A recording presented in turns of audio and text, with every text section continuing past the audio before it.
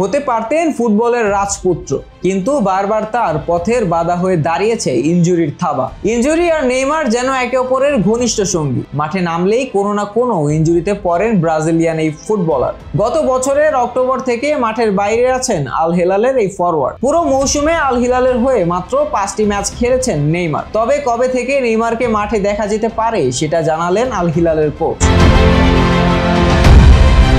ইনজুরির কারণে আসন্ন কোপা আমেরিকাতেও হলুদ জার্সি গায়ে দেখা যাবে না নেইমারকে। তাকে ছাড়াই কোপা আমেরিকার জন্য 26 সদস্যের দল ঘোষণা করেছে ব্রাজিল। নেইমার যে ইনজুরিতে পড়েছে তা সেরে উঠতে অনেক সময় লাগবে। ফলে আগামী মৌসুমের সৌদি প্রো লিগের শুরুতে হয়তো আল হিলালের শিবিরে যোগ দিতে পারবেন না তিনি। নেইমারকে ছাড়াই এবার লিগ চ্যাম্পিয়ন হয়েছে আল হিলাল। 23 মে আলতায়ের বিপক্ষে মাঠে নেমেছে আল হিলাল। সেই ম্যাচের আগে সংবাদ মাধ্যমে Al Hilal coach Jorge Jesus কথা বলেছেন নেইমারের ফেরা নিয়ে।